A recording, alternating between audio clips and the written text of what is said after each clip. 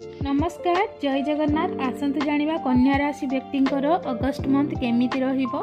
एई मासरे आपण ठीक भूल रो फरक करि परिबे किंबा आपण कहार न्याय अन्याय रो विचार करि पारंती, जोंथिरे कि आपणकर किछि इमोशन जोड़ी होइथिबो।